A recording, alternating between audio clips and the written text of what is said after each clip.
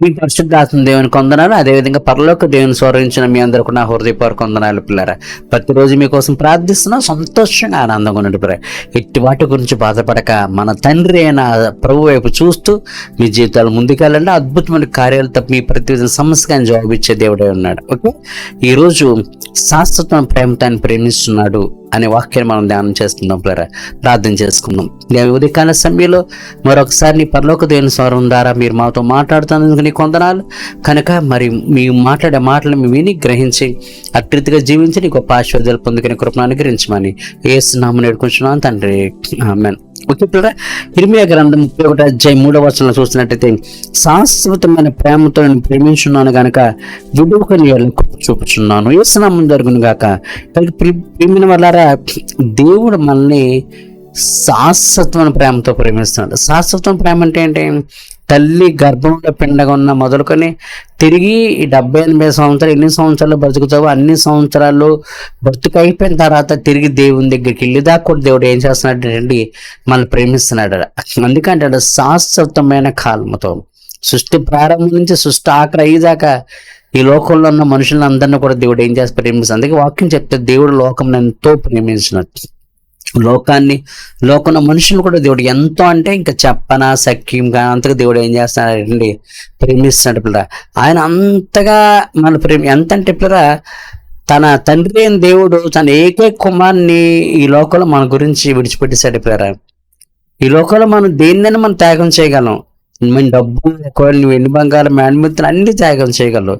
కానీ మన బిడ్డలు మనం ఎవరికైనా త్యాగం చేయగలం పిల్లరా.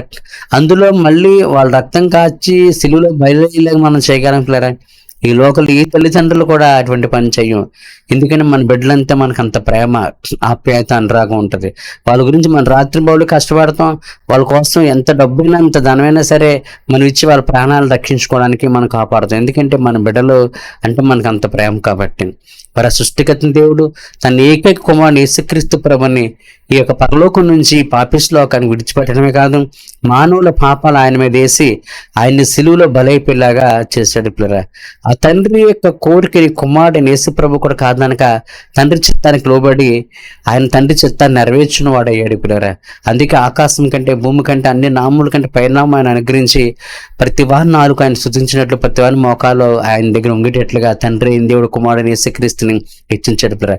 కానీ విషయం ఏంటంటే పిల్లరా, తండ్రి అయిన దేవుడు మనల్ని అంత ప్రేమించాడు కనుక తన ఏకైక కుమారుని మన కొరకు బలిగా అవడానికి ఆయన మనకు అప్పగించాడు. మనం మన బిడ్డల కోసం ఎంత డబ్బు, వెండి బంగారం త్యాగం చేస్తాం, కానీ మన బిడ్డలు బలి పెట్టడానికి మనం ఇష్టపడం. ఎందుకంటే మనం బ్రతికేదే మన బిడ్డల కోసం. కానీ పిల్లరా, మన బిడ్డలను అంత ప్రేమిస్తాం. కానీ తండ్రి అయిన దేవుడు తన కుమారుని యేసుక్రీస్తు కంటే కూడా అధికంగా దేవుడిని నన్ను ప్రేమించాడు పిల్లరా. తన కుమారునే మన కొరకు బలిచ్చాడు. అందుకే రోమాలు అంటాడు, తన కుమారునే ఇవ్వడానికి వినీతి తీయని దేవుడు వాటితో పాటు మిగిలిన మీకు ఎందుకు అనుగ్రహించడం. తన కుమారుని యేసుక్రీస్తు ప్రభునే మనందరికి అనుగ్రహించాడు కదా. ఆయన్నే తన కుమారుడు, తన ఏకైక కుమారునే మనకిచ్చిన దేవుడు దాంతో పాటు అంటే నీకు వెండైనా బంగారైనా బుద్ధి దాంట్లో సరసముద్రికి ఎందుకు ఇవ్వడు? తన కుమారుడి కంటే ఈ లోకంలో ఏది ఎక్కువ కాదు. తన కుమారుని మనకి ఇచ్చినప్పుడు మిగిలిన దేవుడికి ఎందుకు ఇవ్వడానికి వాక్యం ద్వారా దేవుడు ప్రశ్నిస్తుంటాడు పిల్లరా. మనం అవసరమైతే లోకంలో ఎవరినైనా ప్రేమిస్తే ఏదని ఇస్తాం, కానీ మన బిడ్డలు వాళ్ళకి ఇవ్వం. కానీ దేవుడు తన ఏకైక కుమారుని మనకి ఇచ్చేసాడు. ఎందుకు? తన ఏకైక కుమారుని కంటే కూడా మనల్ని ఎక్కువ ప్రేమించాడు కాబట్టి. అందుకే వాక్యం చెప్తుంది, శాశ్వత కాలం వరకు ఆయన మనల్ని ప్రేమించాడు. శాశ్వత ప్రేమతో నేను ప్రేమించాడు పిల్లరా. శాశ్వతమైన ప్రేమతో ప్రేమించాడు కనుక తన ఏక కుమారుని మనకిచ్చి మన పాపాలు క్షమించి నరకం తెప్పించి ఆ బంగారు వీధులతో పరలోకంలో దేవుడు నిన్ను చేరుస్తున్నాడు పిల్లరా. తన ఏకైక కుమారుని కంటే తన ఏకైక కుమారుని యేసుక్రీస్తు ప్రభు కంటే కూడా మనల్ని అత్యధికంగా ఈ దినాన్ని ప్రేమించాడు. అందుకే వాక్యం చెప్తుంది, శాశ్వత కాలం వరకు నేను ప్రేమించాను. ఎప్పుడంటే తల్లి గర్భంలో మొదలుకొని తండ్రి దగ్గరికి వెళ్ళేదాకా కూడా దేవుడు మనల్ని ప్రేమిస్తున్నాడు. కనుక విడువ కన్నా ఎలా కృప చూపాడు. ఆ తండ్రి శాశ్వత ప్రేమతో ప్రేమిస్తున్నాడు కనుక పిల్లరా, మనం విడిచిపెట్టే దేవుడు కాదు. అప్పుడున్నా విడిచిపెట్టాడు, కష్టం ఉందని విడిచిపెట్టాడు, నష్టం ఉందని విడిచిపెట్టాడు. ఒకవేళ పాపం ఉన్నా సరే నీలో ఉన్న పాపాన్ని ద్వేషిస్తాడు, కానీ నేను మాత్రం ద్వేషించడు. పాపంలో ఉన్నా సరే ఆ పాపాన్ని విడిచిపెట్టి తిరిగి నరలారా తిరిగి రండి అని ఆయన వాక్యం ద్వారా సెలవిస్తున్నాడు.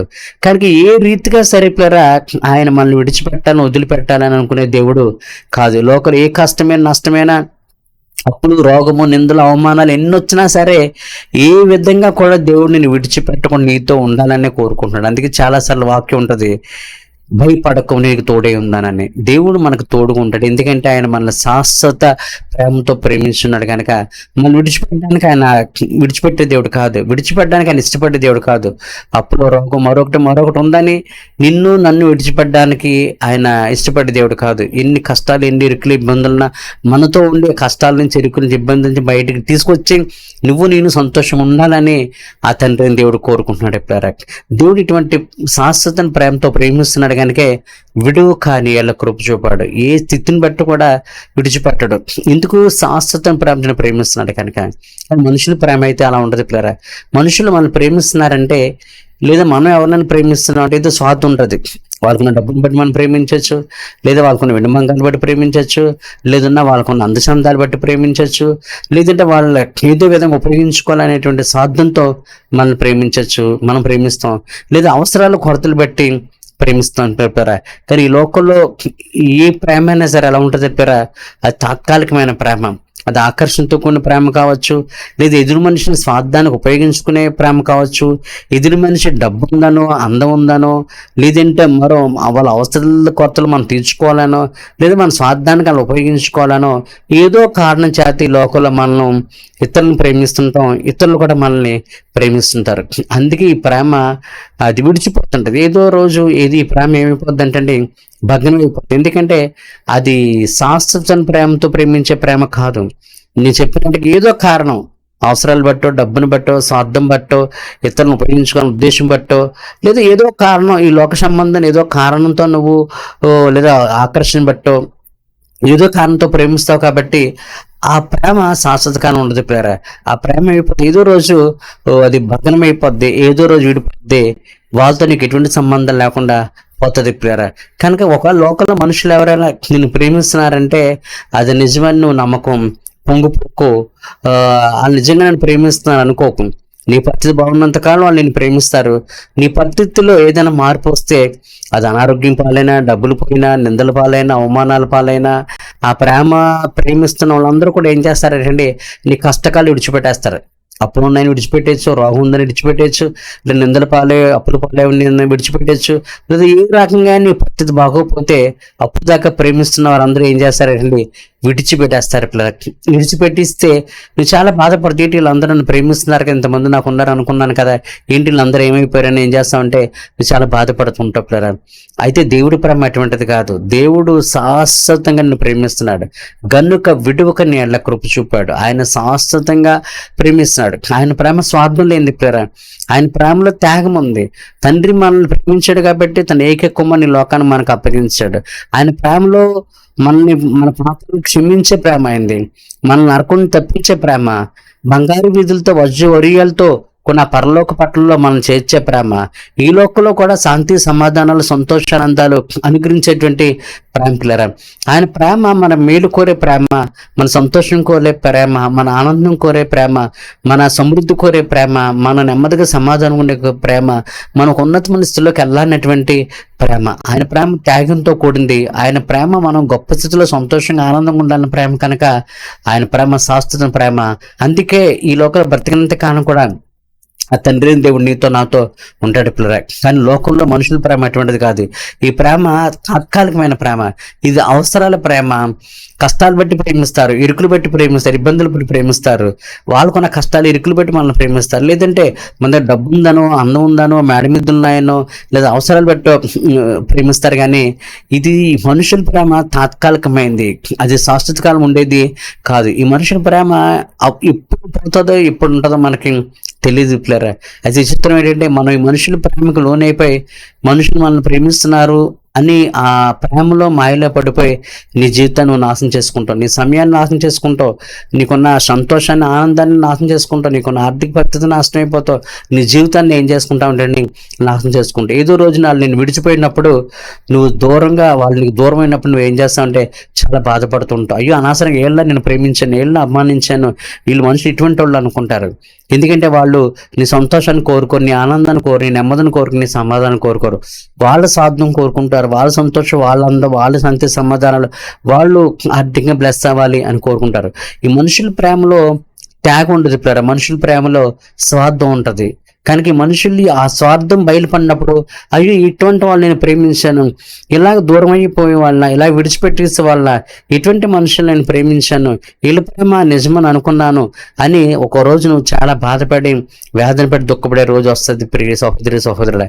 అందుకే వాక్యం చెప్తుంది, మనుషులు ప్రేమిస్తున్నారంటే నువ్వు నమ్మకు, మనుషుల్ని ఎవరిని ప్రేమించుకోకు. నువ్వు ఎవరిని ప్రేమించాలంటే నీ కొరకు ప్రాణం పెట్టిన దేవుని ప్రేమించు, ఈ సృష్టిని చేసిన దేవుని ప్రేమించు, సృష్టిని ఎన్ని చేసిన దేవుని ప్రేమించు, నీ కొరకు రక్తాన్ని ప్రాణాన్ని అర్పించిన దేవుని ప్రేమించు, నీ మేలు కోరే దేవుని ప్రేమించు, నిత్యత బాగుండాలని కోరే దేవుని ప్రేమించు, కష్టకాలంలో నేను విడిచిపెట్టక నీతో ఉండేటువంటి ఆ దేవుని ప్రేమించు. నా ప్రియ సహోదరి సహోదరుడు, నీ దృష్టి, నీ మనసు, నీ సమయం అంతా ఆ సృష్టికర్త దేవుని మీద ఉండాలి. కానీ నా ప్రియ సహోదరి సహోదరుడే, ఈ మనుషుల మీద నువ్వు ఎంత మాత్రం కూడా సమయం వృధా చేయకు, వాళ్ళతో నువ్వు కలిసి మాట్లాడుకు, వాళ్ళతో నువ్వు కలిసి సహవాసం చేయకు, వారి కోసం బతుకన్నట్టుగా నువ్వు జీవించకు.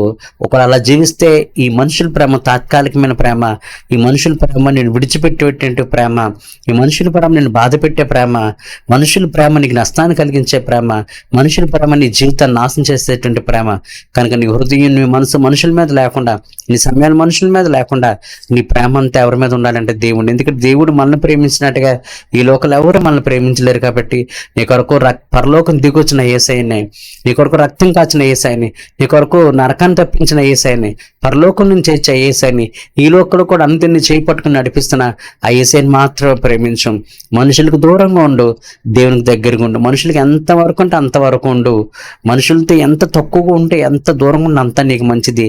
దేవునితో ఎంత ఎక్కువ ఉంటే అంత మంచిది. కానీ గ్రహించు, దేవుడు శాశ్వతమైన ప్రేమతో ప్రేమిస్తున్నాడు. కనుక కష్టమైన నష్టం ఏది వచ్చినా సరే విడుకని ఎలా కృప చూపుతున్నాడు.